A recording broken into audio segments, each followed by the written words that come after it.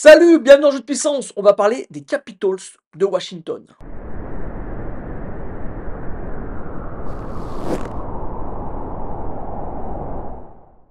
Les Capitals de Washington, ce fut une surprise la saison dernière. Ils se sont qualifiés, ce fut vraiment très très compliqué, mais ils ont réussi à récupérer la dernière wildcard de la conférence Est. Malheureusement, ils se sont fait botter les fesses par les Rangers de New York après en playoff lors du premier tour. Mais c'était déjà vraiment, une bonne surprise pour les fans des Capitals de Washington, de cette qualification. Il faut dire que cette équipe a eu vraiment du mal toute la saison et depuis 1991, on n'avait pas vu une équipe avec un différentiel de buts aussi négatif, -37 buts le différentiel. Donc pour vous dire comme ce fut difficile. Dans tous les cas, on a vu un Ovechkin qui était, au début de la saison au ralenti, ça s'est un peu réveillé en fin de saison. Et on a vu quand même une équipe vieillissante qui avait du mal. Est-ce qu'il y a eu des changements? Est-ce que, le DG a fait du boulot? On va voir ça tout de suite et en attaque, on peut voir qu'il y a eu quand même pas mal de changements. On a récupéré, pas mal de profondeur avec un Brandon Duhaime ou un Taylor Radish et surtout, on a pris Andrew Mangiapane des Flames de Calgary, joueur, que moi j'apprécie particulièrement et qui fera très, très bien sur cette ligne avec Dylan Strome qui a fait une très, très belle saison la saison dernière et Alex Ovechkin qui s'est réveillé comme je vous dis, en fin de saison. 23 buts pour lui lors des 36 derniers matchs. Il lui manque en tout et pour tout 41 buts pour, égaler le record de Wayne Gretzky et c'est, j'imagine, le but de cette équipe et d'Alex Ovechkin d'aller récupérer ce record, mais il va falloir vraiment qu'il cravache dur parce que, 41 buts, au vu de la saison dernière où ça a été un peu plus compliqué, il faut les marquer et c'est pas fait. Mais, si il, garde le niveau qu'il avait en fin de saison, la saison dernière, à mon avis, c'est vraiment atteignable.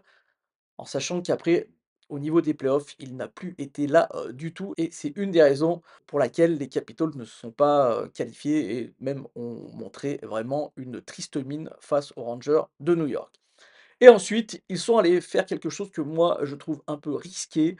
J'avoue que ce move, je le trouve plutôt mauvais, hein, je vais le dire franchement. Ils sont allés, chercher Pierre-Luc Dubois du côté des Kings de Los Angeles, un contrat très, très gros pour un joueur, qui à mon avis, est est pas un joueur, que moi je voudrais, dans mon équipe. Voilà, c'est un joueur, qui est très nonchalant, qui donne vraiment pas, qui joue, vraiment individuel, qui joue pour lui et qui n'amène pas grand-chose, à une équipe. Et depuis qu'il a commencé au Blue Jackets de Columbus, moi je n'apprécie pas du tout, ce joueur. Pierre-Luc Dubois, bon, on verra si, avec Tom Wilson, à côté de lui, ça pourra changer, quelque chose. Mais, dans tous les cas, ça va être vraiment un joueur important et déterminant dans cette équipe pour voir si cette équipe peut aller un peu plus loin qu'une qualification en play-off. Et on verra, sûrement aussi un jeune Russe, Ivan Mironichenko, on le verra, sûrement arriver, c'est un gros bonhomme qui a vraiment un gros tir, mais il faut qu'il apprenne à défendre, voilà. Comme je vous l'ai dit, dans de pas mal de vidéos, maintenant on apprécie les joueurs qui savent défendre et ce n'est pas le cas de, Mironichenko. En défense, là aussi, quelques changements. On allait chercher, 2 joueurs, Jacob Chisgroen et Matt Roy, ce qui permettra à Joe Carlson de se reposer un peu. La saison dernière, il a énormément joué, beaucoup, beaucoup de minutes par match et là, il va pouvoir enfin, déléguer un peu, à Jacob Chisgroen et Matt Roy. Sinon, ça reste la même défense que la saison dernière, une défense assez solide, hein. L'attaque était plutôt décevante par rapport à une attaque dont on avait l'habitude, qu'elle marque beaucoup, avec un très, très bon power play. La saison dernière, le power play n'a pas été très bon et ils n'ont pas marqué, beaucoup de buts, mais la défense, elle, a été solide et c'est aussi un peu grâce à un gardien de but qui est sorti un peu de nulle part, Charlie Lindgren, ancien des Canadiens de Montréal.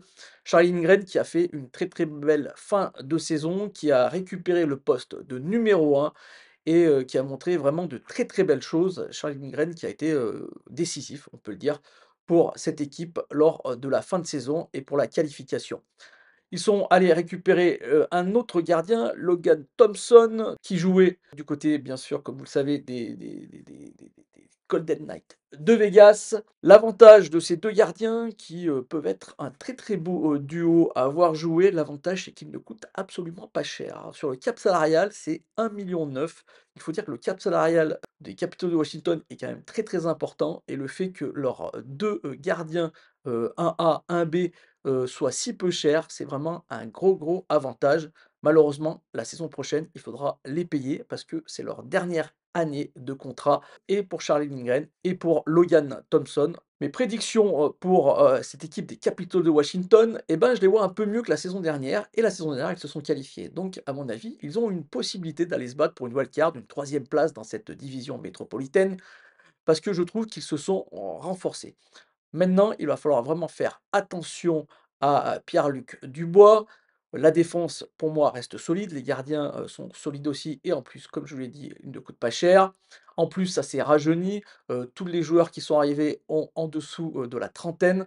Donc, vraiment, je trouve que, le directeur général des Capitals de Washington a fait du très, très bon boulot en intersaison et on a une équipe qui a été modifiée positivement, rajeunie avec, des bons gardiens, une belle défense et des attaquants qui pourront montrer, pas mal de choses. Malheureusement, je pense que le contrat de Pierre-Luc Dubois va peser dans cette équipe pendant encore très, très longtemps. Comme je vous l'ai dit, je n'apprécie pas spécialement ce joueur et je pense que ça va être plutôt un boulet pour cette équipe. Voilà, j'espère que cette vidéo vous a plu. Si c'est le cas, n'hésitez pas à faire un petit like, un petit commentaire ou à la partager et moi je vous dis à demain, on parlera des Jets de Winnipeg, la dernière équipe des 32 équipes. Vraiment, on attend, ça avec impatience. Allez, ciao!